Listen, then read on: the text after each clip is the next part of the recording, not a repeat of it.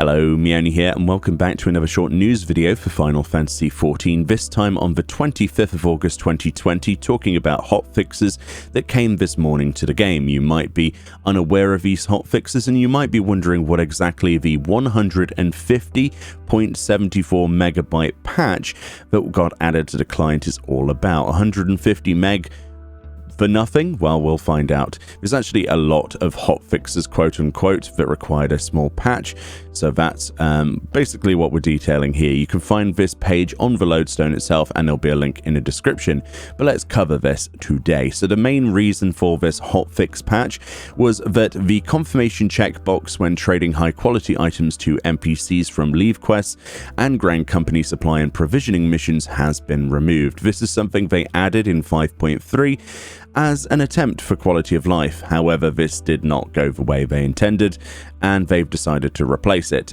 with just, the way that the system was before. It turned out that having a checkbox when you trade in high quality items every single time was completely just absurd and time consuming, so they removed it. It turned out to be an anti-quality of life change, but there we go. That's changed for the better, back to how it was prior to 5.3. The next up, though, this is stuff we didn't expect. It says the following issues were addressed. So apparently, when undertaking the duty of the Puppets Bunker, which is the new Alliance raid series, knockdown effects during a boss battle did not alleviated under certain conditions. So basically, knockdown effects were still persisting past, when they should. So people were under this knockdown ability for too long, so that's a bug apparently they fixed. They say also in Puppets Bunker, certain boss battle effects did not display properly. These are to be expected when you add a new, series of bosses to the game, especially with the COVID-19 situation and the limited testing they had. Also in the Puppets Bunker, it says the way forward did not appear when all players in the Alliance jump from a certain location. Interesting.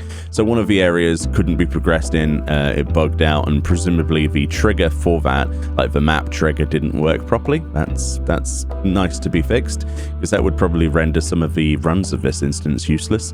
It says in certain instance dungeon over Hero's Gauntlet, trusts would cease to take any actions under certain conditions, so the trust would just straight out refuse to fight. This is not something I've seen, and I've run plenty of runs of Hero's Gauntlet with my trust personally. It says in Deltascape 3, some buffs would remain in effect after the duty was cleared under certain conditions. So what buffs is there in Deltascape 3? I'm curious now. I can't think of anything off the top of my head, it's been too long, but apparently you were able to have those buffs externally from the fight. That sounds like some World of Warcraft stuff to me. In the main story quest, Hope's Legacy, the NPC names were incorrectly displayed in certain texts. Incorrect contents were displayed when talking to certain NPCs under the completion of the main story quest Unto the Morrow. More main storyline problems there. The converging light, the graphics of certain NPCs was incorrect. Accepting the quest Sleep Now in Sapphire, so this is for the new Sorrow of Warlight quest, no image was displayed in the UI and journal window. Very interesting. So basically they've messed up a lot of the internal quest stuff. It looks like the Realm Reborn stuff was affected due to the obviously the revamp, which is supposed to be really good now, I've heard from a lot of people who have played through again. But also we've got stuff like Sapphire Weapon with the journal just not having anything in it. Daily bonuses were not received for the daily challenge frontline in certain in following areas: the Borderlands, Ruin Secure, Seize, and Shatter. So basically it was straight up just not giving rewards. That's lovely. The game client would lock or crash when players who have unlocked the Splendors exchange spoke with the collectible dealer as a disciple of land level 50 or higher. Interesting. That's an interesting break, isn't it? Like talking to a vendor whilst... Wow, that's interesting. The warning text did not appear, although items being put up on the market board by retainers exceeded the maximum gil under certain conditions. So basically the warning text didn't appear. So basically you were just listing stuff, and if you're gil capped, it wasn't giving you a warning. Well, I suppose that's a minor thing considering you're guild capped anyway. Certain prices for items sold by the certain NPCs were incorrect. So the Scrap Salvager in Idleshire in Rauga's Reach and Soleus in Uldar Steps of Fal was also incorrect. Interesting. Certain ground graphics displayed incorrectly at the Footfalls located in Western Fanalan. Again, this will be something that's appeared thanks to the ability to fly around now, I would imagine. And certain text were incorrectly displayed, and that's the documented ones. Of course, the broken English is thanks to the direct translation from the Japanese changelog.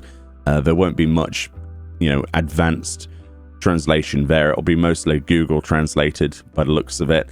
But yeah, it does look like there's plenty of bugs in the game that have been added in 5.3. But this is to be expected, really, when you add so much content at the same time as having limited QA time.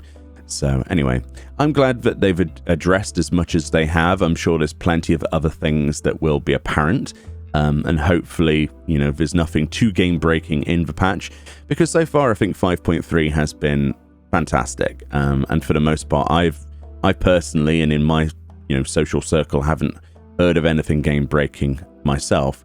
So that's a good thing. Usually we do hear something about that. So hopefully everything goes well and the hotfixes worked and we can continue to enjoy the game. But anyway, for more information, news and stuff like this, be sure to check out the channel regularly. We usually do 5 days a week of videos, and we also stream as well on both YouTube and twitch.tv/Meoni. Thank you kindly for watching. Enjoy the rest of your day, and I'll see you all next time.